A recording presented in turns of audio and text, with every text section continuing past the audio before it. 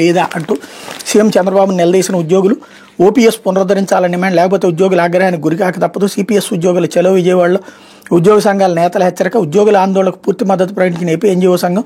ప్రభుత్వ వ్యతిరేక నినాదాలతో హోరెత్తిన ధర్నా చౌక్. వేలాదిగా తరలి వచ్చిన ప్రభుత్వ ఉద్యోగులు. ఇంతకంటే కామెడీ ఏమన్నా ఉందా? ఓపీఎస్ ఇస్తానని ఏమన్నా చంద్రబాబు హామీ ఇచ్చారా?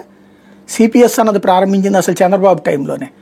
ఓపీఎస్ ఇస్తానని చెప్పింది ఎవరు? ఇంతకుముందు జగన్. ఓపీఎస్ అనలేదు. తను కూడా పెన్షన్ విధానాన్ని సిపిఎస్ను రద్దు చేస్తాడు. సిపిఎస్ను రద్దు చేసేది జీపీఎస్ ఇచ్చాడు గ్యారంటీ పెన్షన్స్కి.